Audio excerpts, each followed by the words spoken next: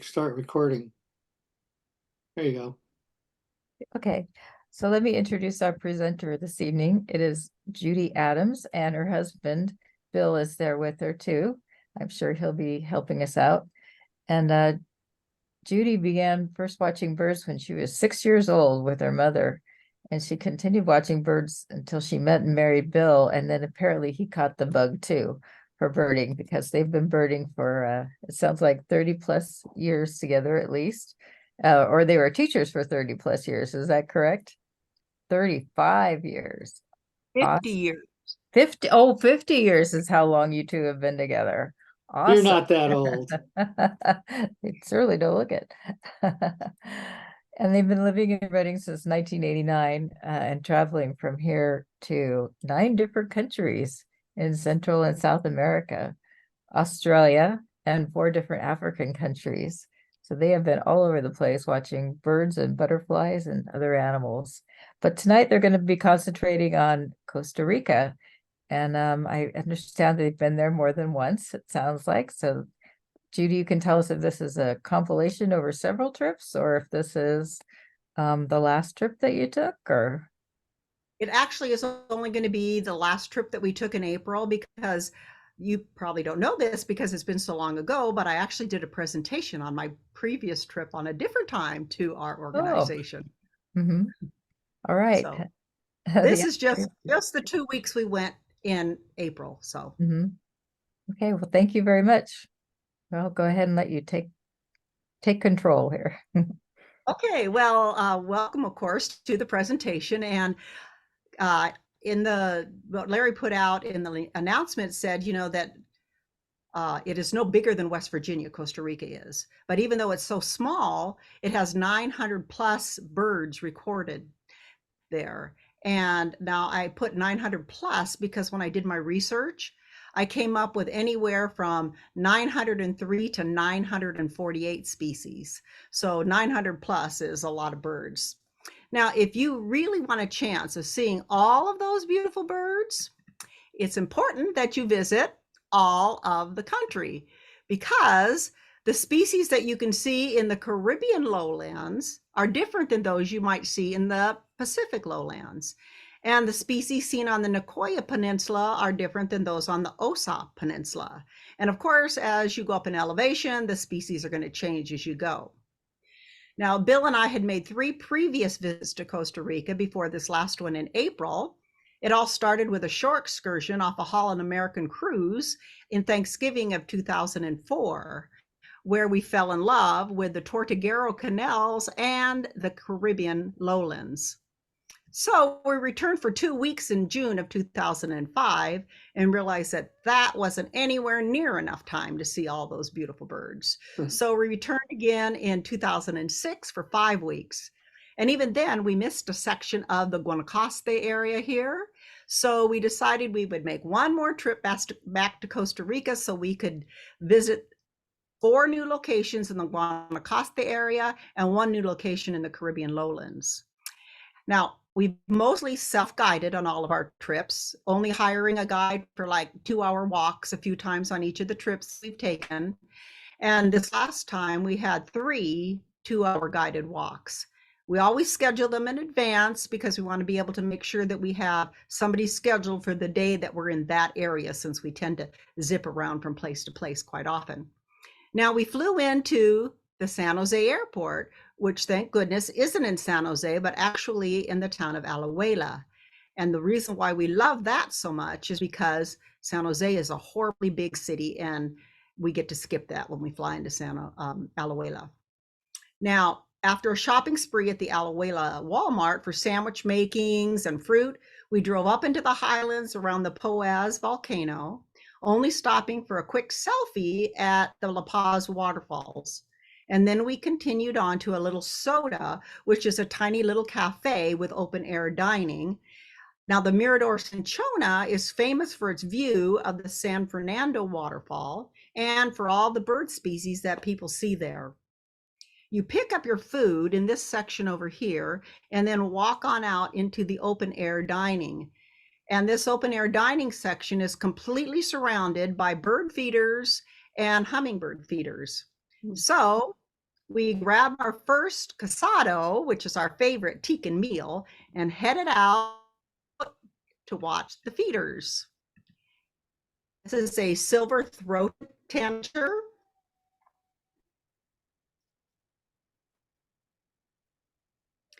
And a male and female red-legged honey creeper. A buff-throated saltpeter. And a male or oriole. Now, we particularly enjoyed, is everything okay? Oh, I saw a message go across the screen. We particularly enjoyed the visits of this northern emerald toucanet that actually showed up 4 different times during the 2.5 hours that we were enjoying the little soda there. Here are some of the bird species that we saw while we were there. Blue-gray tanager, a cinnamon-bellied saltator, an absolutely gorgeous crimson-collared tanager, and a scarlet rump tanager. Now, the really interesting— Excuse me, Yeah. Judee, I'm sorry. It looks like our pictures are not keeping up with you. It looks like we're behind. Yeah, we're way behind. Yeah, we're still on the picture of the first yellow bird eating a banana. Yeah, Yes. we're on the red-legged. Let me go check and see. Now we're catching up. Not there yet, though. Okay. There's the oriole. I'm on the oriole. There's the toucan. Okay, that's a northern emerald toucanet. I don't know what you're seeing, but then you should Yeah, see a blue, yeah. Tanager. see a gray Well, tanager. can you go back towards the beginning, because we missed a whole lot of birds. I don't know if they weren't How coming far up. back do you want me to go? I'll go back as far as you want me to go. Well, I don't know if everybody, let me ask everybody, what I saw was the restaurant for Yes. probably at least a minute or more. Yeah. When you Go were reading back to off the birds. Go back to the Okay. beginning of the birds. Okay, here we go. Thank you. Are you now seeing the silver-throated tanager? Yes. Yellow tanager. Okay, Yeah. that's a silver-throated tanager. Okay, and here is a here is a red-legged honey creeper, male and female. Not there Not yet. yet. I'm seeing several pictures. Now There. now we're seeing the honey creeper, but for some reason your you were seeing the audio bar. Now it's gone. Have you made it to the Baltimore Oriole yet? Yes. Yes. It's up right now. Okay, now are we at the Emerald Toucanet? Yeah. Yes. Okay, Bell. So yeah. So is there some reason that your audio is showing? Screwing up. Bill just got up to check, but he thinks that there might be a small problem with our Spectrum internet at this particular moment. Which That's what it looks like, huh? So anyway, did you ever you're now at the Northern Emerald Toucanet, right? Yes. Yes. Blue-gray tanager, Yes. cinnamon-bellied saltator, Yes. crimson-collared tanager, Yes. and a scarlet rump tanager. Yep. Now, what I wanted to tell you was about the females of the scarlet rump tanager, because the females are unusual, because when you're on the Pacific side, the females are a bright orangish olive color, like this one. But if you go over to the Caribbean side, the females are more of a yellow olive, like this. This is actually a palm tanager. Okay, but the females look a little bit like that. Now, this is a prong-billed barbet, and it was one of our target birds, and we were really excited because it only stayed there at the feeders for about 3 minutes, and we actually had walked away, and I happened to turn around and look back really quick, and there it was, and I was so glad we actually caught it. Now, there are lots of different species of hummingbirds that you can see from the hummingbird feeders. This particular species is a Talamanca, formerly known as a magnificent. but it was divided into the Talamanca in Costa Rica and Panama, which has green on the chest and belly feathers, and its gorget only goes around the throat. And it was divided also into the Rivalese that you can see in southeast Arizona down to Mexico. But the Rivalese has turquoise gorget that goes all the way around the side of its neck, and its belly and chest are black. And a little thing I was going to mention here, because I'd mentioned about the weather earlier, take a look at the difference between a picture taken in the Costa Rican mist and the Arizona sunshine. We headed down into the Caribbean lowlands, and these small, thick-billed seed finches were found everywhere. And this is the female, and here is the male. And then we arrived at the little town of Puerto Viejo de Sarapiqui, and it was just sunset as we got there. And we were a little worried about our lodgings at first because they were right on the main street of town. But then we drove down the driveway and discovered all these cute little mini lodges way back in the jungle. And as we walked up, Bill went to the room first. You can see him going in, and he dropped his suitcase and camera and headed back out to the car to get an ice chest while I took this picture. And I then went in, dropped my suitcase, and walked out onto the balcony, thank goodness, with my camera still slung over my shoulder, because, oh my goodness, this spectacled owl was staring at me from about 35 feet away. I couldn't believe it. Anyway, I turned around to go back inside after it got so dark I couldn't take pictures anymore. And the unbelievable thing happened. That big owl flew over and landed right on the railing of our balcony. Now, I have to admit that I was a little bit nervous at first because I had no idea what he was about to do. So I closed the screen door, but he just sat there looking at me. So I opened the screen door up enough to take this with my cell phone. It was way too close to take a picture with my long lens. Are we still on the owl? Everybody okay with that owl? Yes. Okay. The next morning, we had our first guided walk, or at least we had reserved a guided walk at La Selva Biological Station. Now, they asked us to arrive at 5:45 for our 6 o'clock walk, so we hung around and took pictures while we waited for the guide to show up. And this cinnamon Picard was happily building a nest. Some green ibis flew into a tree about 30 yards away. A streak-headed wood creeper darted from tree to tree, calling as it moved, and a female Baltimore oriole gave us a really good look. And best of all, and our target bird, was this beautiful red-throated ant tanager, and he was skulking around in the undergrowth near the cafeteria. But by now it was 6:05 and we didn't have a guide yet. And so Bill decided to start walking around and asking if maybe we were waiting in the wrong place. And finally he found a manager and he said, oh, I'll call the guide and see what's going on. And oh my goodness, you wouldn't believe it. The guide had slept through his alarm and said, oh, I can't make it for 45 minutes, which would be almost the time our walk was over. So he said, well, I'll be happy to make up for it by doing one the following morning.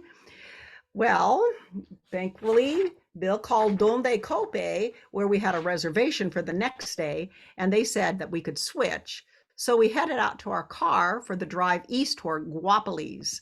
Now there, sitting on the mirror of our car, was this female green honey creeper, and she was obsessed by her reflection in the window. Around 10:30, we arrived at the residence of Jose Cope Perez, which birders called Donde Cope.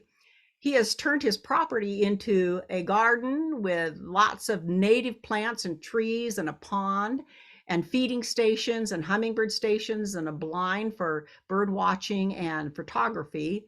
But as we pulled up out in front of his house, he met us out by the road with his finger to his lips and said, shh, park further down, and then walk quietly into the garden, because our main target for the area was sitting right inside the garden, a white-tipped sicklebill. I quickly snapped this picture, thinking, of course, it was going to fly away, but luckily that bird just sat there perfectly still. occasionally his tongue would snake out a little bit, like he was thinking of the heliconia flowers he was perched near. Now, that long curved beak, or bill, excuse me, is perfect for reaching deep inside the heliconia flowers, which are his preferred snack. We got our second target in the garden there, the bronze-tailed plumeteer. There were also several white-necked Jacobins and other different hummingbirds. And after watching the woodpeckers and tanagers from the blind, they provided us with boots for the muddy trails out to see the owls and the manakins and the trogons in the forest near his property. And those boots were absolutely necessary. Not all the trail was that bad, though. And then target number 3, a white collared manakin.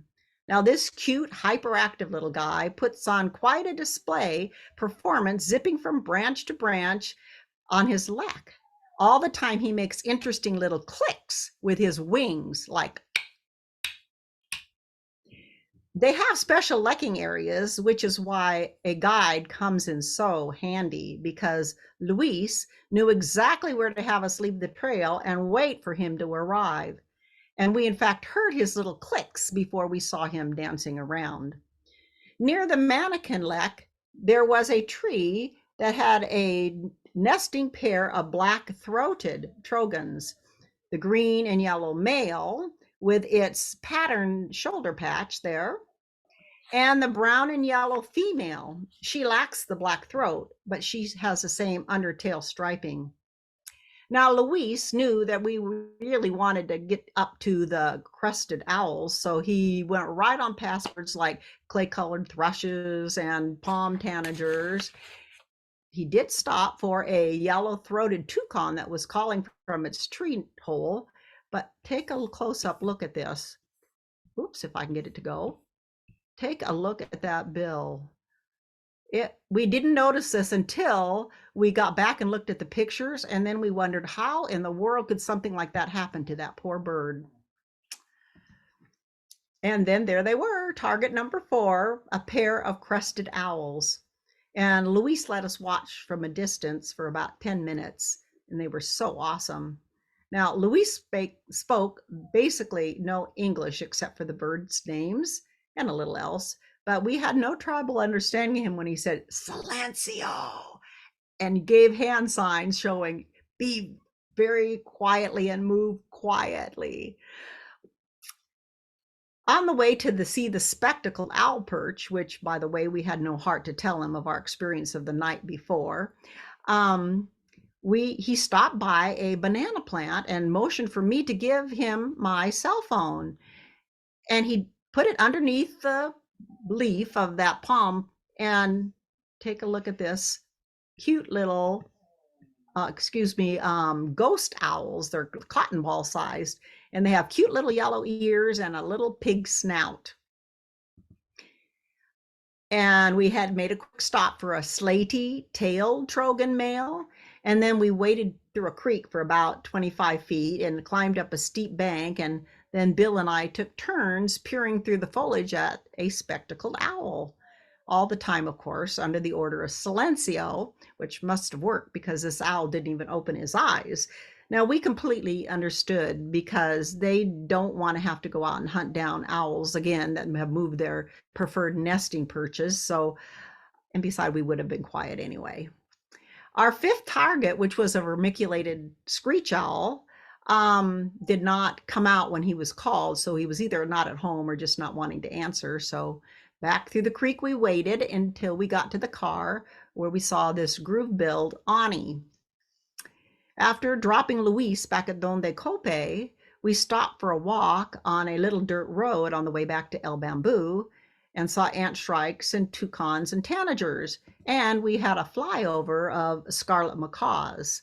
And for those that weren't here when we started this presentation, I'd like to mention that I'm only using photos this time from our trip this last April. And the picture of the scarlet macaws that Larry put into the announcement of this presentation was actually taken in 2006. Back at El Bamboo, and our owl buddy spectacle owl buddy was back on his perch, only this time he was being harassed by clay-colored thrushes. He took the bombardment for about 10 minutes, and then he flew away for a more protected perch. Back at La Selva for our 6 a.m. guided bird walk, and we got our first target early, a chestnut-colored woodpecker. I just loved that crest of its. A little common toady flycatcher was building a hanging nest by the cafeteria. And this beautiful rufous winged flycatcher that got his name from those rufous spots on his wings landed right in the same tree where we had seen that chestnut colored earlier. This tropical kingbird was the first of 5 yellow breasted bellied flycatchers we saw at La Selva. His long forked tail made his ID easy. The white ringed flycatcher can be distinguished from the social flycatcher by the longer bill and the white superciliaries that form a ring on his crown. The gray-capped flycatcher lacks the wide white superciliaries, and he has a gray crown and nape. Kiskadees were just about everywhere in Costa Rica, and their bushy nests cover the power poles and fences and street lamps. Their rusty wing and tail feathers are characteristics, along with that long bill. And besides, they call out, "It's me, Kiskadee," quite frequently. I love barred ant shrikes, and I was so excited when we actually saw one of them on this trip. This is the female with its rusty back and crown, and the male is all barred with that cool crest, but they're very skulky, so I was thrilled when we spotted the pair. Man, I wish this crimson-fronted parakeet hadn't been 100 yards away. Besides, its leading red wing feathers were hidden behind that branch. Clay-colored thrushes are everywhere, which is probably why it is Costa Rica's national bird, but they can be noisy pests.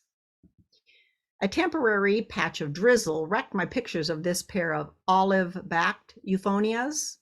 This is the female with her rusty forecrown and her yellow belly, and the male with his yellow forecrown and his pretty reddish-orange chest feathers, even if they were sticking together from all the moisture. This is the largest motmot of Costa Rica, a rufous motmot, and it was staying dry under the leaves of a cecropia tree.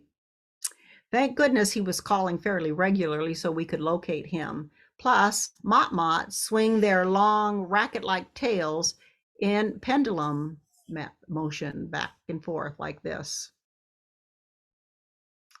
A distant sighting of a gray hawk was nice, but we have seen them in southeast Arizona. And the barring on their chest is also gray as well as their back. Our first sloth was a 3-toed one, having a typically lazy day. This was a royal flycatcher, and it actually has a gorgeous crest that is orange, like this undertail coverts right here, with black tips on the end of it. But I never got focused on him when he was having it open, because he was building a nest in the foliage by the creek, and he was darting back and forth fairly quickly. Now, our 2 hours with the guide was ending, and we still hadn't seen our main target for La Selva, which were snowy cotingas. But Luis pointed out some huge sycamore trees near the parking lot, where sometimes they would land in the very tops of the trees there. So since we still had a little time before we had to leave for our next location, we hung around the parking lot with our fingers crossed. Oh, this is another bird with a yellow breast, a flycatcher called a yellow-bellied Elania. And their yellow breast is very pale, kind of like our ash-throated. The cocoa woodcreeper has a really loud call.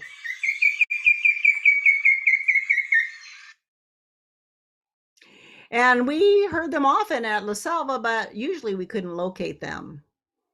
Anyway, back to the waiting in the parking lot. And when this male Mastatira flew in, we got very excited. but our binoculars told us the truth, that it was a nice bird, but not the snowy cotinga. And we had actually given up and were back at our car when 3 white birds flew into the highest branches of the sycamore trees, and bingo, we had them. 3 male snowy cotingas. At first, they were so far away we weren't quite sure, but I took a picture with my 400 millimeter lens and zoomed in, and sure enough, and they were all males because the females are a darker gray with black tails and black primary feathers. Our next stop would be our second brand new location.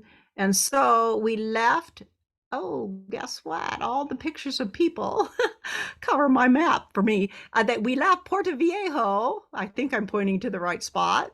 And we went all the way on up to the Nicaraguan border, where we were going to stay at a lodge called Laguna del Lagarto for one night. We had seen some reports of people seeing great green macaws there. Now, eBird no longer allows posts of people seeing great green macaws because they're so endangered, but we decided we would go on faith and see if those birds were still around. Now, the lodge has a raised cafeteria with open air seating and a viewing deck with a feeding station. Sadly, that section where you can see all those cameras must be reserved for a fee, because a Central American pygmy owl has a nest in one of those dead snags and often perches in the trees here below that section where those photographers are. Well, for us, that photography group had reserved it for the full time that we were going to be there. But we still got pictures of that cute little Central American pygmy owl. We just didn't get close-ups like they, I'm sure, did. Now take a look at the crop area of this king vulture that flew in to feed on a carcass about 1 kilometer from the lodge. Now look at that crop area after about 15 minutes of gorging on the carcass. And here is that vulture, king vulture, with his crop completely stuffed full. And as you can see from this video, black vultures are abundant in Costa Rica. I just had to add this picture in because, oh my goodness, isn't God creative? We saw several golden hooded tanagers while we were there, but they were all pretty far away, as you can see in this video. There was a banana feeder just off the deck of lodge, and the collared arasaris absolutely loved it.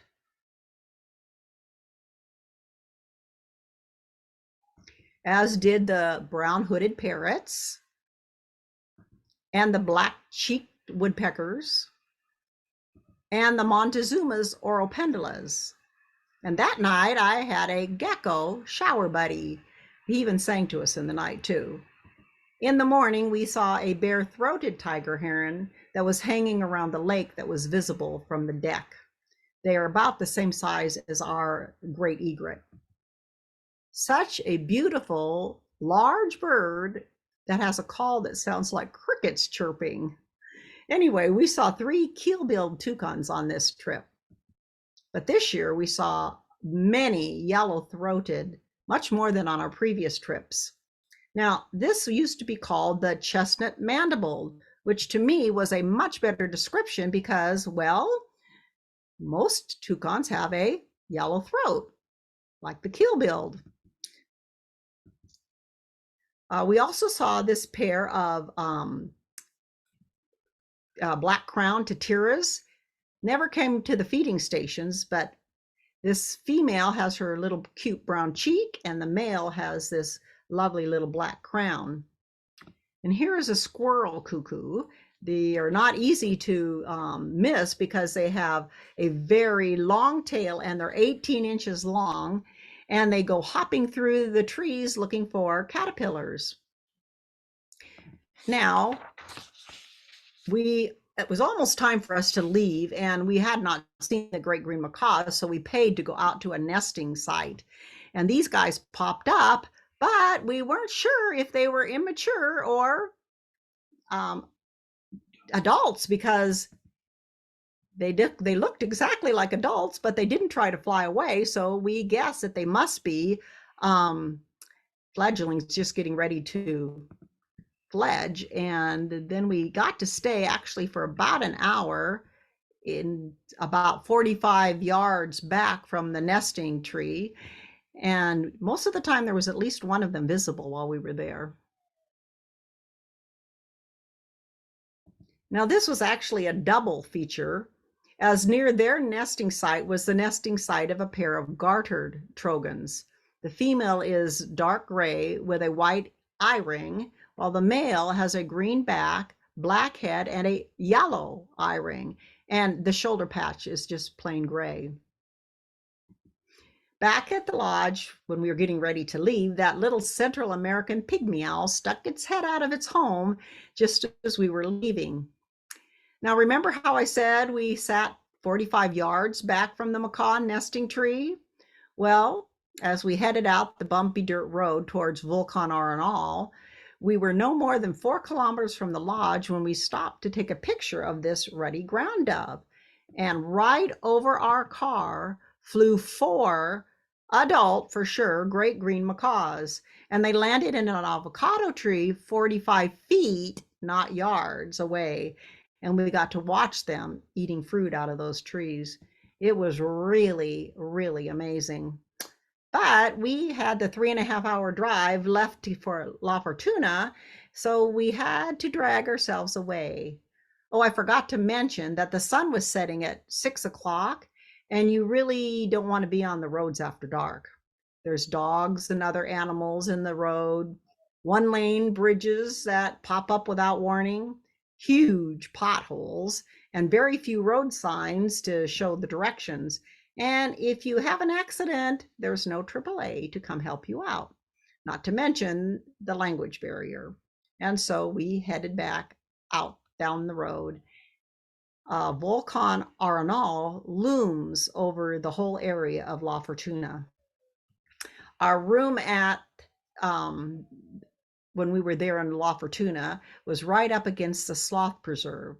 And since we had to wait until 1 o'clock to check into Arenal Observatory Lodge, we walked the Bogaran Trail through the sloth preserve the next morning. And it was well worth the effort because we saw Hoffman's woodpeckers, Swainson's thrushes, yellow-throated euphonias like this female. And at one point, the trail opens up onto the pasture land, and we saw this red lord parrot and some white-collar seed eaters, both the female and the male, and chestnut-sided warblers that were all along the border between the pasture and the forest. And a red-billed pigeon was calling from a perch. And then back we went into the forest where this green basilisk, or Jesus Christ lizard, so called because it's startled, it will raise itself up on those huge back feet and run like a streak over the surface of the water. We also saw a fasciated antshrike male, a female smoky brown wood creeper. The male's entire crown is and nape is red, and a yellow billed cacique, and our first Hoffman's two-toed sloth. It was very low and very close and active during the day. In fact, it was so close, I took this picture for my grandkids with my cell phone. They're very cute. And this, as this video that Bill took with his Lumix shows you, them slowly eating leaves, all the while hanging upside down. There you can see his 2 toes. They're very, very strong, and they can hang upside down like this for hours at a time. Now, if you look, you can see insects crawling through his fur or her fur. Near a little pond, we saw a couple of tiny poison dart frogs. This one is called a blue jeans poison dart frog. They're very tiny, only about 1.5 inches big. Orange-billed sparrows prefer the thick forest floors.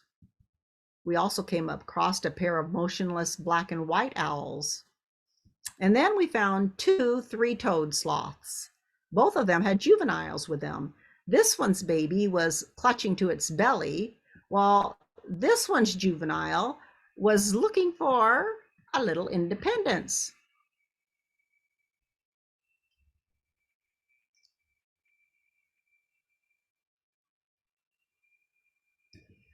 Back towards the parking lot, we saw this black-cowled oriole male. And if you look at this pattern on its back, you see here, its chest has the exact same pattern on it. We left the Bulgaren Trail at that point and headed up towards the Arenal Observatory Lodge. Now, the Arenal Observatory Lodge is a must-do if you ever visit Costa Rica, because it is absolutely fantastic. But rather than stay in the actual lodge, which can be quite pricey, Bill and I stayed at these little casonas, which are buildings with 5 rooms that share 1 bathroom shower. Our room was right here on the end, overlooking Lake Arenal, which left us with some awesome sunsets. Now, the cafeteria at the lodge is surrounded by windows and decking with fruit feeders visible to both. And I'm going to point out right here that this is a male green honeycreeper and a banana quit upside down before I start the video. And some blue-gray tanagers. And the female right there in the middle of a red-legged honeycreeper. And they fly away immediately when the big birds come, like the crested guans and the Montezuma's oropendulas, or especially when the great curassows came in. But it didn't take long for the tiny little birds to come back as soon as the big birds left, like this pair of Tennessee warblers that you see here. And in the background, a female scarlet-rumped tanager. I had to show you a close-up of that male green honeycreeper because it's a favorite of mine. And that little tiny banana quit that was upside down earlier. Now, you can get focused right on the feeders and forget to look at all the stuff that's around the feeders. In the trees around the feeders, there were all kinds of little treasures, like this bay-headed tanager, this summer tanager male and summer tanager female, a black and yellow tanager, and emerald tanagers. But you also want to watch the sky because the raptors soar over the valley, like this white hawk that we saw at least 3 different times soaring over the valley and 1 time coming down to land. But you also want to look down because down below you might see great curassows like this female and this male, and occasionally even coatimundis that hung around below, hoping that some fruit might drop. Now, you could stay there on the deck and just watch the trees and things around it, but we chose to go out and walk on the trails too. And that's where we spotted this female great curassow that had 2 chicks.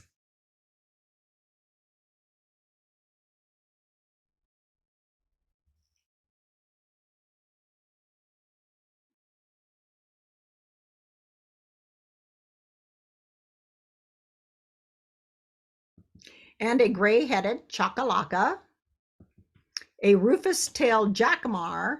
Now, I would not want to be stabbed with that bill. They actually sit on a perch and they wait for insects to come by and then they impale them with that bill.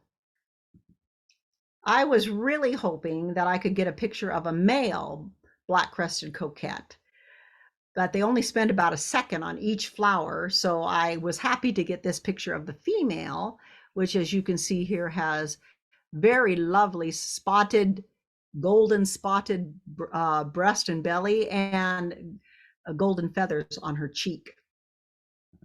Thank goodness the sun did come out a little bit.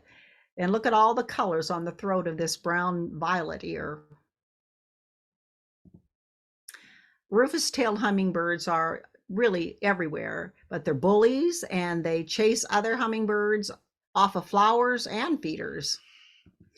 This violet-headed hummingbird caught the light just right that made the throat and the crown look different colors, but usually they look the same as the throat. This is a Sangre de Cristo, or Christ's blood plant, and I'm sure you can imagine why. Black striped sparrow, tiny female green thorntail, which seems to only visit verbena plants. And here is the male green thorntail with the long thorned tail, also on a verbena. Now it started to rain and we spotted this tropical perula. It lacks the rusty necklace and rusty and gray necklace of our northern perula. Now our 3 days at Arenal Observatory Lodge flew by really quickly. Well, at least for me it did. We didn't realize until the next day, but Bill had caught COVID. We believe at the Mirador Cinchona that first day. Since it was open air, we didn't wear masks, and when exciting birds showed up, people ended up shoulder to shoulder by the railings. And in the middle of our days at Arenal, I would walk the gardens while Bill took a nap. Our final morning that we were there, a mixed flock, or bird party, as they say in South Africa, flew into the trees. And along with lots of other beauties, there were 2 emerald tanagers and a scarlet-thighed dacnus. What a great goodbye. Now, when you're in the Costa Rican lowlands, it's really important that you check out the creeks as you drive over the bridges, because sooner or later you'll spot one of these, a sunbittern. When they open their wings, there is a huge rufous sun on each wing. Now, these birds aren't part of the heron family. They're actually in a family all of their own, and they walk and hunt in this horizontal position. We left Arenal Observatory Lodge and drove along Lake Arenal and up into the rainforest near the Tanario volcano to a place called Heliconius Rainforest Lodge. And rainforest was no joke. It rained most of the time we were there. And for poor Bill, who was now miserable with COVID, the rain made it even worse. He spent the majority of our time here, right in this room, while I spent at least 2 hours a day watching birds at the feeding station through a rain-soaked cafeteria window. But their casados were excellent. Now, on the afternoon we arrived, before Bill was quite so sick, we took a slow walk up the trail on the property. And this interesting critter was curled up on a large fern right beside the trail. It's an eyelash pit viper. The trail included 3 hanging bridges, which had pretty views, but it was a photographer's nightmare. They have a continuous sway, which is made even worse if anyone else is walking on it with you. None of my pictures turned out. And now for the story of my disorderly conduct. As we walked out the trail, we had passed a section with yellow restricted area tape along about a 40-foot section of the trail. While looking at that pit viper, an employee of the lodge came by and he told us that the yellow tape would marking an area where crested owls were perching. Well, as we headed back and past that area again, we met another birder, and of course he asked what the yellow tape was about, and we told him. And a little while later, when we returned following the song of a mannequin, he was up on the hill behind that tape and said he had found the owls. Well, back comes that employee and he said, well, go ahead and go on up. Just make sure you don't bother the owls. Well, I was really hesitant, but the man on the hill reached his hand down and pulled me up on the hill behind that tape. Bill hands me the video camera and says, take a video too. So feeling very guilty, I snapped first this picture and then took this video. And if you look closely, you'll notice that those owls knew that we were there for sure. I hope they didn't end up moving to a different perching area.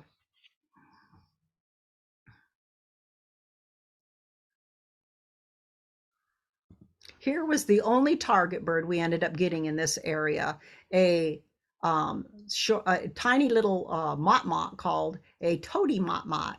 And of course it was in the rain. It's the only short-tailed mott. Now on our last morning, Bill decided to try to walk up to the area where our main target for this area was located, a yellow-eared toucanet. We made it up to the area with lots of stops to rest, but we never did see the yellow-eared toucanet. But we did see a quick glimpse of a black jaguar going across the path ahead of us, so that was even better. Now here's some of the birds we saw in that area. A female mastatira, a female Baltimore oriole in the rain, of course, a yellow-throated euphonia male, a lineated woodpecker female. The males have yellow below the stripe on their cheek. Some red-fronted parrots, a red lord parrot, and these strange fan-shaped trees called traveler's palms. Next, we are off to Palo Verde National Park, right down by the Gulf of Nicoya. This would be our last new location of the trip. This area is made up a series of swamps and marshy areas. And our main target for this area was going to be the Jabiru. We turned off the main road onto dirt ones and immediately started seeing excellent birds like this turquoise-browed motmot in the sunshine. Yay for the sun.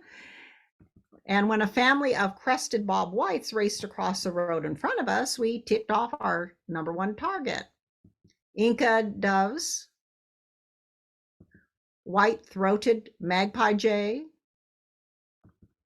a black-headed trogon male, which can be distinguished from the black-throated by the black wing as compared to that mottled gray of the black-throated, southern lapwing, a limpkin, a northern jacana that walks across the lily pads on those huge feet, an extremely close-up encounter with a snail kite that was eating a snail that he held in his long talons, and he was eating it with that long bill of his.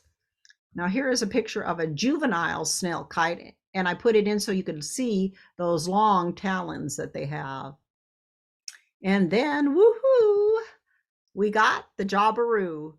In fact, an adult flew right over us with its bright red neckband flashing in the sun. And if an adult wasn't reward enough, this fledgling Jabiru walked down the road in front of us for quite a distance, actually, until a motorcycle zoomed in and it flew off.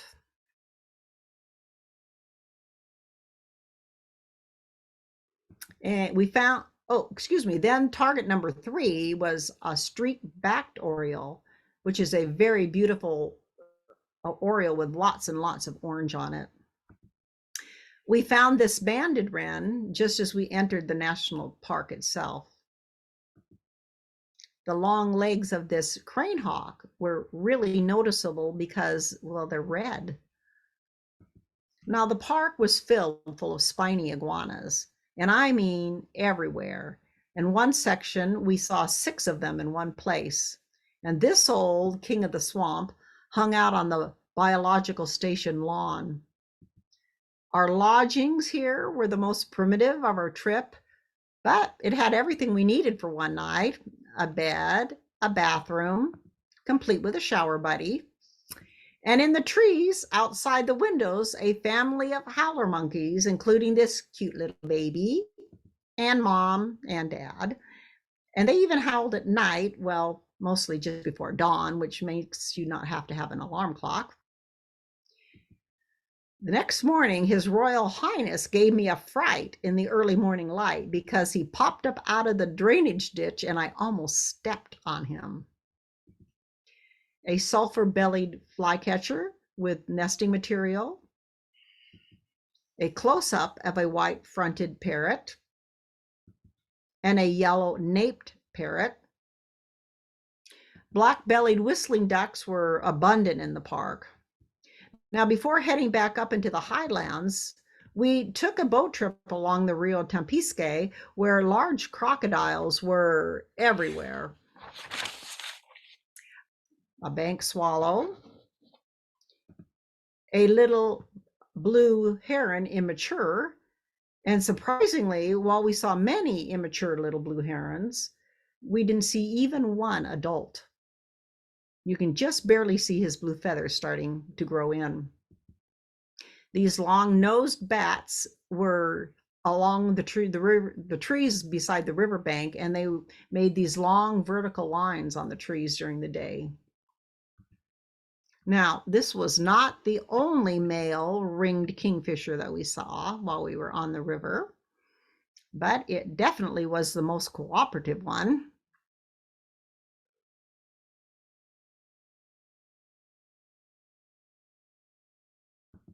A very muddy white ibis, because they actually have red bills. This yellow-crowned night heron hardly blinked an eyelash as our boat floated right below his perch.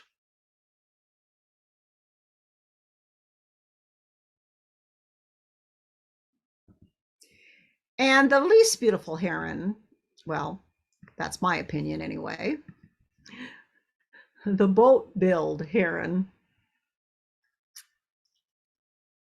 It has a face that only a mother can love.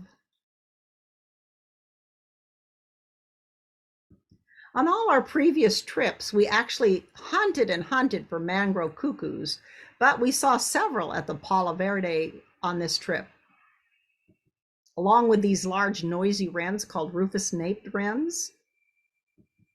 We almost missed this male pygmy kingfisher with its stubby little tail. At 5 inches, they're quite small and easy to overlook, but very beautiful. Even minus the obvious wing bars, this tropical mockingbird song gave it away. Now we exited the national park, but we weren't done seeing target birds quite yet. After passing the information building, we sighted this spot-breasted oriole tick. And since I didn't get a nice picture of the spotted breast, I cheated. And well, I took this picture off the internet so you could see its spotted breast. Now, just 2 target birds were left for Palo Verde. And truthfully, I had lost hope of seeing a pinnated bittern or a lesser ground cuckoo.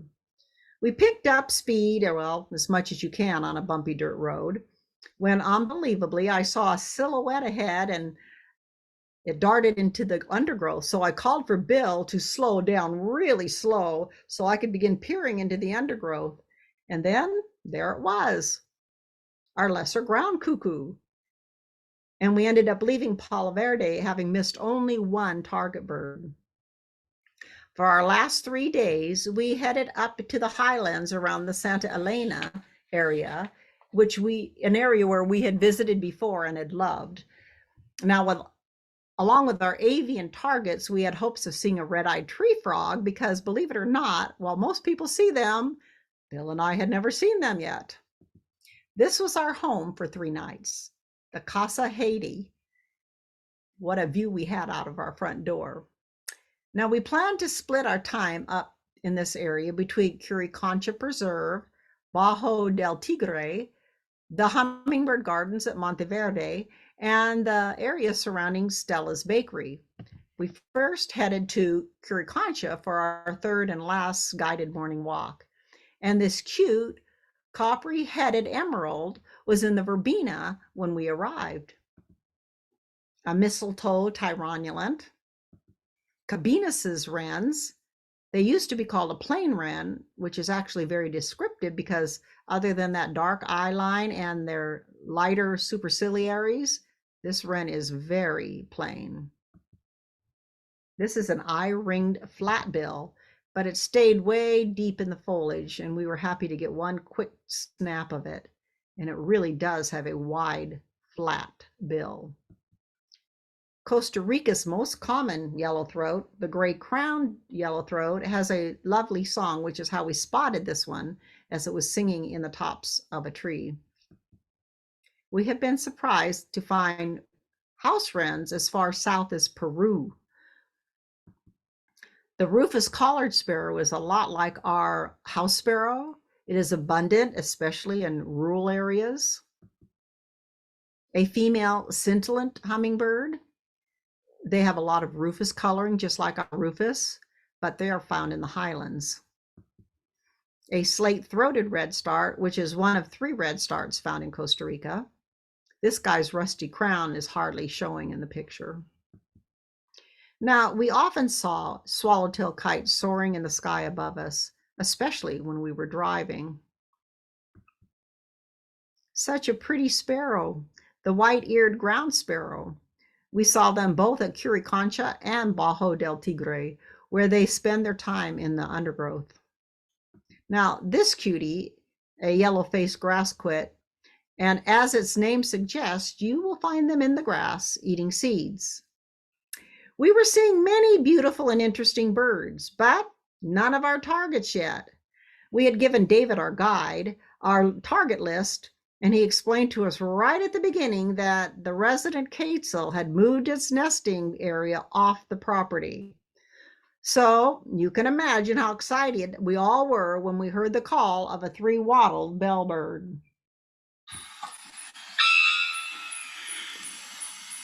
Isn't that a loud noise?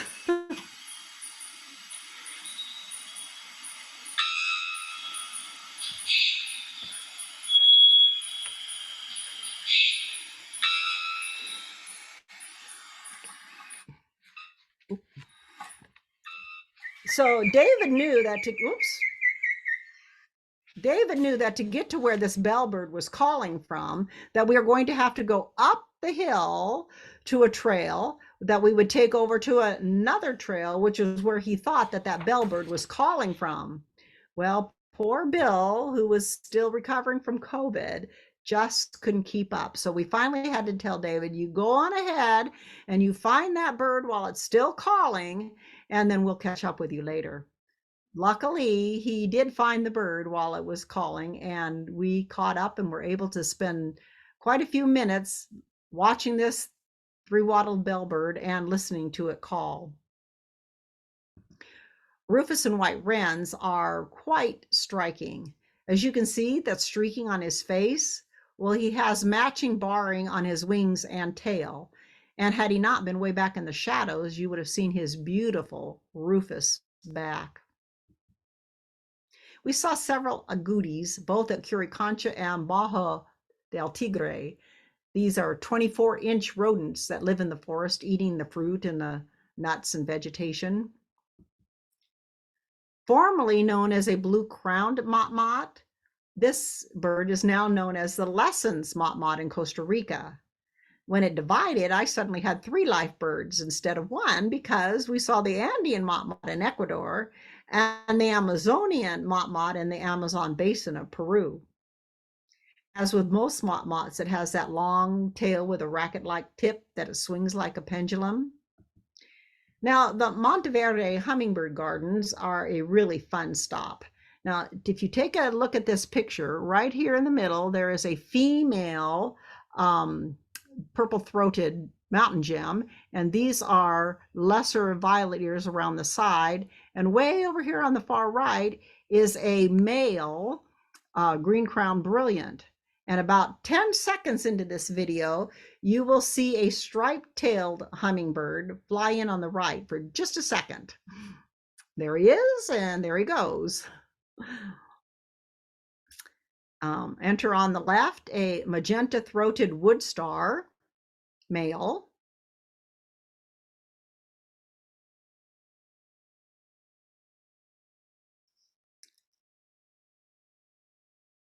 And one of the larger hummingbirds there in Costa Rica, a violet saberwing male.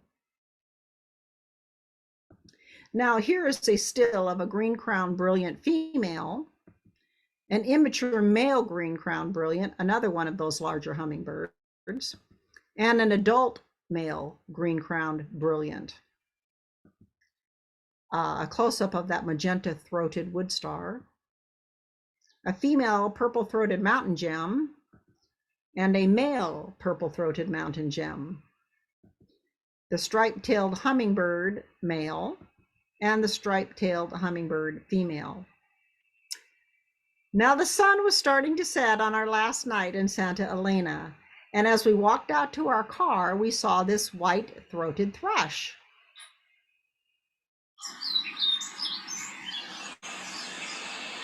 Then we heard this beautiful song.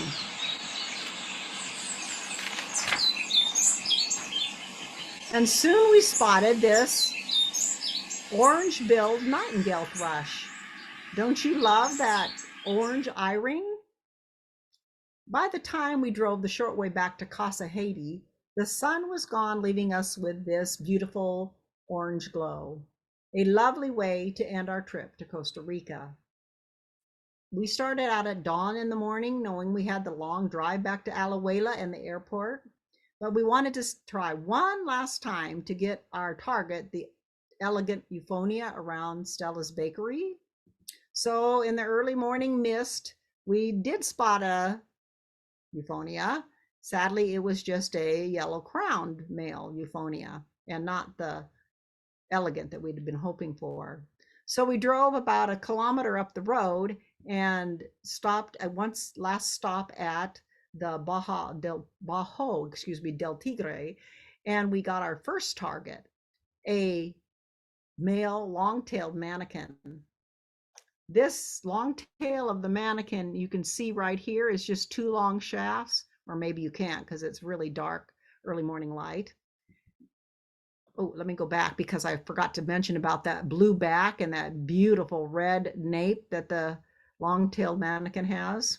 Now here is the female that barely came in and stopped for about a second and headed out again. She has the same orange legs as the male and that red nape. And then we saw our second target, the chestnut-capped warbler. Now, this bird was split from the rufous-capped warbler that is found in southeast Arizona down to Guatemala. And as you can see in this picture that we took in Arizona in 2017, the rufous-capped has more white on its cheek and the yellow is only in its throat and breast, while the chestnut-capped that is found from Guatemala down to Venezuela has less white on its cheek, and the yellow is from the throat all the way down to the undertail coverts. And after seeing this final target bird, off we went for the long drive to Alajuela and the airport, where we saw our only red-eyed tree frog. Well, just because it's in the airport means I guess we're going to have to go back for another visit. Anyway, we had a great trip to Costa Rica, and even with Bill's COVID, and we would go back again if we were given the opportunity. So that's the end of our presentation. If there are any questions, we would be happy to answer them at this point. That was awesome. Overwhelming. Well, there's a lot of birds. How many days were you there? We were there actually for 12 days, and we saw 230 species.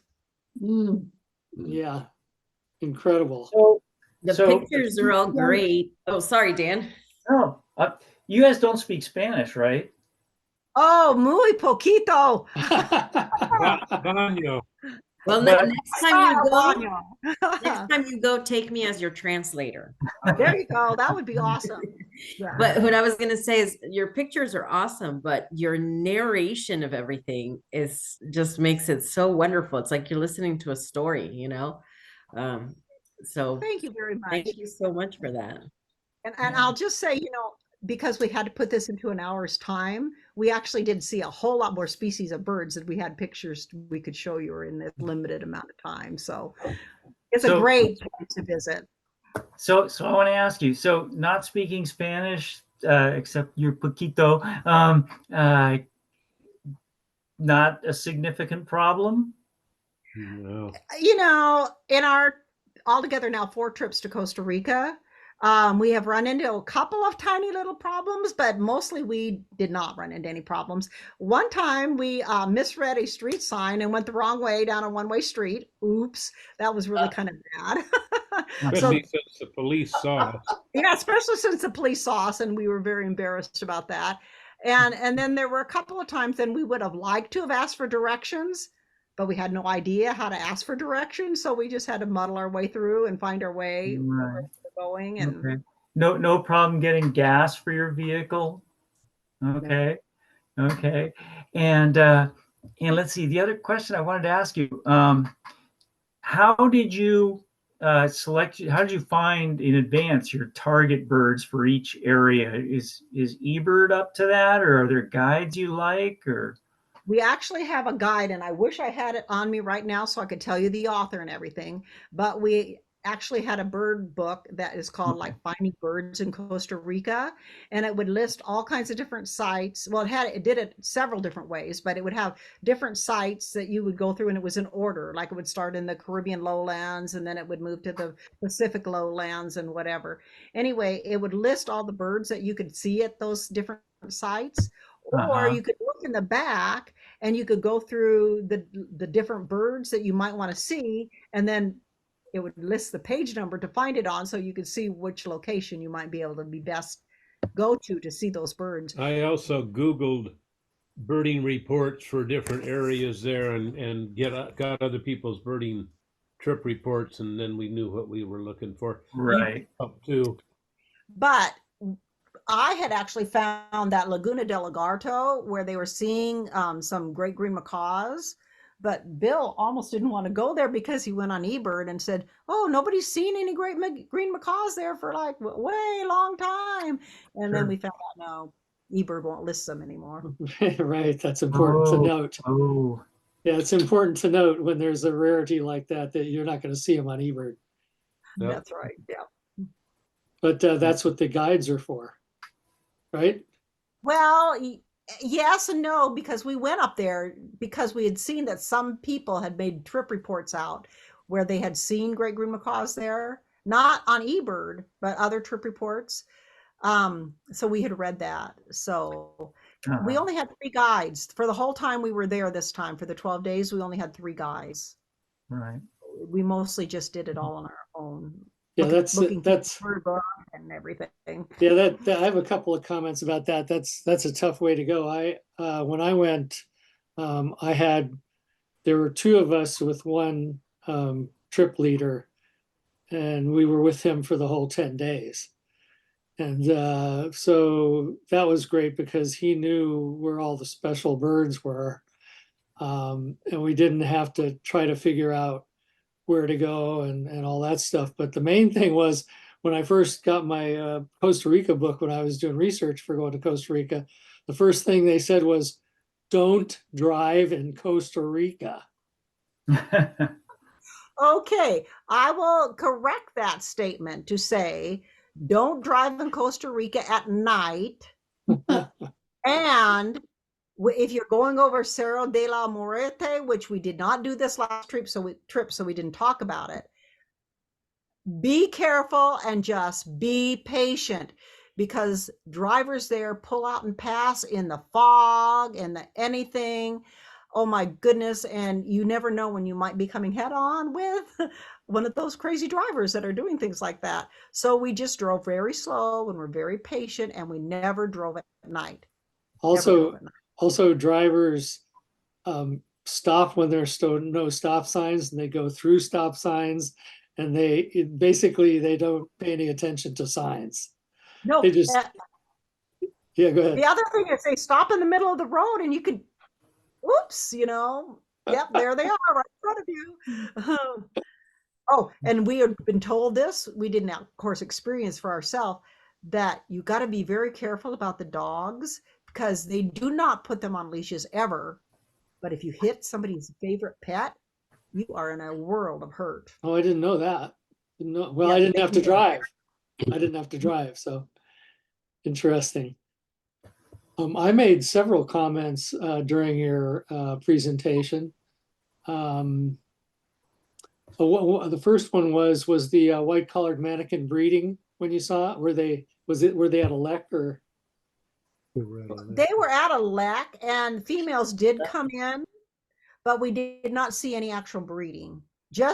Goodness gracious, that little guy, well, there were several of them, and they were just darting back and forth, back and forth. Yeah. That's the exciting. That's probably a more exciting part than the breeding, I think. Mm-hmm. I mean, that was just amazing. The next one was goat owls. Ghost. Ghost. Ghost. They're pure white, so they call them ghost. Did I say Bats. owls? Bats. Oh, Bats. I always make mistakes, and if somebody doesn't correct me, I never know till later. Those were ghost bats. That was just a misspoken thing. Remember those little white things with yellow? The I don't know. little cotton balls. Yeah. Uh-huh.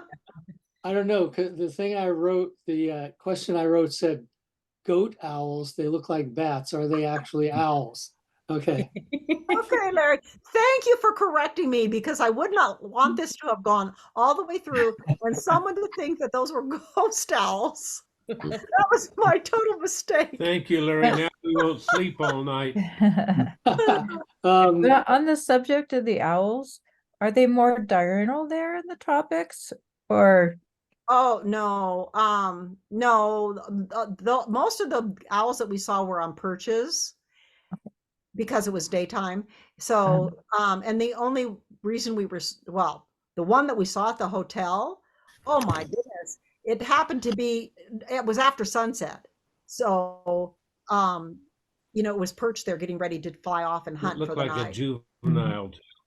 So, but the others were all perches, which is why they want you to be very quiet and don't disturb the owls, because those were perches that those guides had found in advance, and then they lead you out to those places where they're perched in the daytime.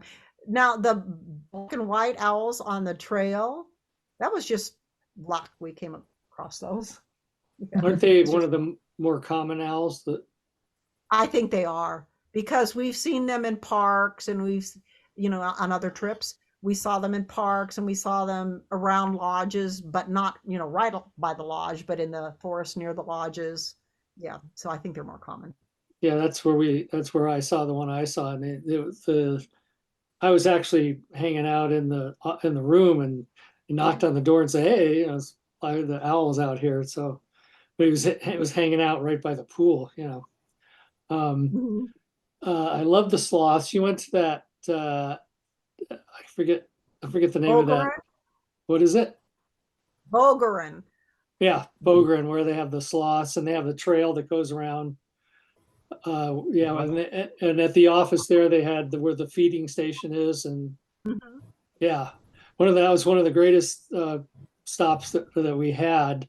And the interesting thing was they have the office right there, and that's where they have an open window where they put all the feeders out, and the birds come right up to you. I mean, even the rare birds skulking around the bottom. And I think I had my 200 to 400 zoom camera, but it's also, there's a huge restaurant right next to it, and the tour buses come through there. And a tour bus came in, and a group of Orientals came out, and they all had these 500 and 600 millimeter lenses, and all they could get is like close up. They couldn't even get a whole bird, and they were backing up, in the building. It was just, it was hilarious. Anyway, but the sloths there in that area were great. And then the next thing I wrote was the snowy Cotingas. What was I forget the name of the place where those are the most. La Selva Biological. Yeah, that was one of the best places that we stopped at. But we saw them there in the parking lot also, just up in a tree. So that was, and then loved your vulture video. Wait, just 1 second, Larry, because now I want to ask you a question. When you were at La Selva Biological, you were there with your own guide, right? Right. So how long were you allowed to stay? We With we your were guide there, we were there all day. Yeah, see, we got the 2-hour bird walk, and then if you're not with your guide anymore, they kind of Oh, want you to go on your way. yeah, because That's why we ended up in the parking lot. I remember there was a really long trail, and then there's another section where the employees house, And we went over there, and our trip leader got a lifer there. A crow, right, redneck crow. I Oh, forget fruit what- crow. Fruit crow. Purple throated crow, maybe? Yeah, purple fruit crow. That was one. That was our guide's lifer. That he got there. Yeah, so that was really cool. I loved your vulture video. The green macaws were incredible. Oh, I was going to ask, how many lifers did you get on that trip? Oh, Larry, shucks. I should have counted them up to tell you, but truthfully, I think Approximately. there was somewhere. I'm just going to guess, because I don't know for sure because we didn't add them up, but I think there was somewhere around what, 40? Could be. Because when I mentioned at the beginning that you have to go to the whole country to see all the different species, each of those different sections of the country, you see different live birds, different. Right. And so the 5 new places that we visited, yeah, we added quite a Did few you- live birds. Did you say 40 something? I think 40 something. Remember, that was our 4th trip to Costa Rica. Yeah. Well, yeah. So you still got, If you took you all got the 40. live birds from all 4 trips, that would be way higher than 40. Yeah, I got over 200 lifers when I was there. But yeah, so yeah, every time you go there, that's why you had all those target birds, right? Mm-hmm. The target 'Cause- birds were ones that we hadn't seen. Because you've seen like- all the common birds. We Mhm. spent more time looking for target birds this time than just looking for the general population. So that's why our count was down a little, but we did see some wonderful birds. Okay, Bill says our count was down, but we saw 230 birds in 12 days. So Right. it wasn't down that Without a guide. Yeah. without a guide. Well, Yeah. 3 times for 2 hours. Yeah. Yeah. Does anybody else out there have any questions? I had one more. Do you have a ballpark figure of how many hummingbird species there are in that one country? A lot. A lot. I'll tell you what, I will count them up for you, but there's pages in the bird book. Hmm. Pages of different hummingbirds, because there's like hummingbirds and mountain gems and wood stars and coquettes, and I mean there are so many different varieties, and then each of the different, like purple-throated mountain gem and a white-throated mountain gem and and yeah. Was the So- jacamar one of the hummingbirds, or was that Oh a yeah. Uh-huh. group? A jacamar isn't a hummingbird. It's more Ah. like a. Wait a minute. I wanted to say kingfisher when I first said it, but But I think it's more like a kingfisher, but I'm not. It's Mhm. definitely not a hummingbird. I think it's its own species, It Jackamar. might be. Yes, it might be. I think I just counted 34, just under hummingbirds in the Costa Rica book. But that's just hummingbirds. That's just hummingbirds. Yeah. That's not the wood stars and the mountain gems and the Right. jacobins and those things. On and on. On and on. Yeah. If you get a chance to go to Costa Rica, go. It's a friendly country. People are easy to work with, and it's really, we've driven it every time we've gone. One time for 5 weeks, and we've never really had any major problems. The But one, don't drive. don't go down one-way streets, and you'll be okay. But most of the people, especially in restaurants and other places, and the tourists, but they all speak English. They loved the tourist people coming. It was just a great experience for me. Now, I have to admit that since we went to a lot of the little tiny sodas, we did not get the English speaking people as much. But one of the things we had learned was, pollo and, a roast rice. We had learned like the different kinds of meat and the different things that meant, like salads and rice and the different things like that. So we could look at the menu and we could say, this is what we want. Arroz con pollo. Yeah, there you go. Yeah, Arroz con that- pollo. And then they would ask you something and we'd say, Look at the menu here. This is what we'll point to. Or But you, we always got what we ordered, so it must have worked. or you I can don't just want to say, ask.